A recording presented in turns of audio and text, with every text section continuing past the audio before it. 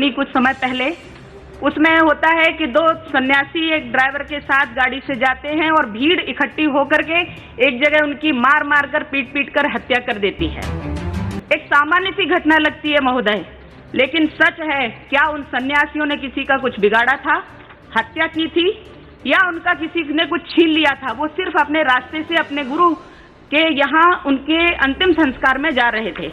महोदय, कोरोना काल था, इकट्ठा होने का कोई विषय नहीं था, लेकिन उनकी हत्या कर दी जाती है पीट पीट कर।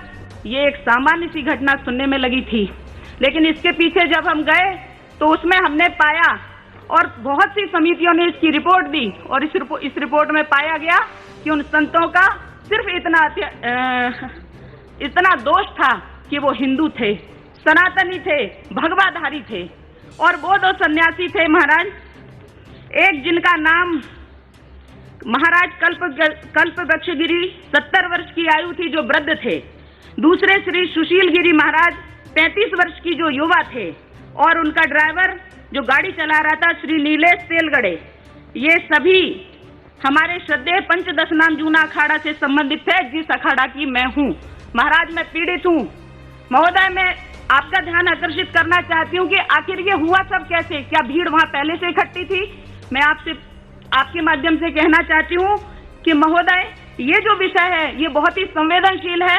महोदय, वहाँ भीड़ इकट्ठी होती नहीं है, ये लोग वहाँ से यात्रा करके निकल जाते हैं, दादर नगर हवेली तक पहुँचते हैं, वहाँ से उनको वापस कर दिया जाता है, आगे जाने नहीं दिया जाता। वहाँ से जब वो वापस आ जाते हैं तो उस भीड़ के बीच में जब उनको पकड़ लिया जाता है उन साधु सन्यासियों को, और उसके बाद कहा जाता है दादा आला, यानी वहाँ किसी एक व्यक्ति की प्रतीक्षा थी, और वो व्यक्ति दादा आला पहुँचता है वहाँ, और सब साथ में मिलकर के उन साधु सन्यासियों को पीट करके हत्या कर देते हैं। जब वो सन्यासी चौकी में जाते हैं तो पुलिस वाले स्वयं वहां जाकर के उनको भीड़ को सौंप देते हैं और उनकी हत्या कर दी जाती है।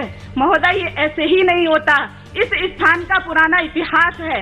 ये स्थान पर सीपीएम के लोगों का अधिकार है, वो वहाँ के लोगों को झूठ बोलते हैं, भ्रमित करते हैं, और वहाँ के लोगों को धर्म परिवर्तन करने के लिए मजबूर करते हैं। महोदय, मैं आपका ऐसे ही नहीं कह रही हूँ, मैं एक घटना ठीक इसके 4 दिन पहले की बताती हूँ कि ठाणे के एक सामाजिक कार्यकर्ता डॉक्टर बलवीर भोजन और उपभोज्य वस्तुओं को दान वितरित करने के लिए सारनी गांव के दौरे पर थे। उन पर हमला किया गया था। हालांकि पुलिस द्वारा हस्तक्षेप के कारण वह किसी तरह की तरीके से जान तो उनकी बच गई, किंतु पुलिस वाहनों के साथ साथ उनके वाहन क्षतिग्रस्त हुए और वो जान बचा करके अपनी भागे। इनका अपना एक पुराना इतिहास। महोदय, मुझे 1 मिनट का और समय दीजिए। ये सरकार विरोधी गतिविधियों में लिप्त रहते हैं क्षेत्र के संगठनों ने बाहरी लोगों को लाकर CAA और NRC का विरोध किया। वे दावा करके भी नफरत फैलाते हैं कि देश का संविधान उनके अनुसार नहीं चलता, क्योंकि वहाँ सरकार वनवासियों की, आदिवासियों की नहीं है। आदिवासी यहाँ के पहले के निर्धारित लोग हैं, और जो बाकी के लोग हैं वो सब यहाँ के नहीं है, इसलिए उनका अधिकार है। महोदय, यही कहकर मैं 1 मिनट का समय दीजिए। उसकी जांच भी नहीं की जाती, कह दिया जाता है किडनी चोर का आरोप लगा करके लोग उनको मार डाले। महोदय, ये विषय नहीं है, ना तो इस विषय की जांच हो रही है, ना तो इस विषय को किसी को दिया जा रहा है। मेरा आपसे आग्रह है कि इस विषय को सीधे से CBI और NIA को सौंपा जाए, जिससे हम सनातनी साधु सन्यासी जो कभी हिंसा में विश्वास नहीं रखते, हम कभी असहिष्णु नहीं होते, हमारे यहाँ सबके लिए स्थान होता है, परंतु देश विरोधी गतिविधियों में लिप्त ये CPM के कार्यकर्ताओं ने एक बहुत बड़े वनवासी, भोले भाले, अनपढ़ हमारे गरीब लोगों को भ्रमित करके और उन पर दबाव बना करके चुनाव के समय में ये उनको धमकियां देते हैं। वहाँ के छोटे छोटे विद्यार्थियों को।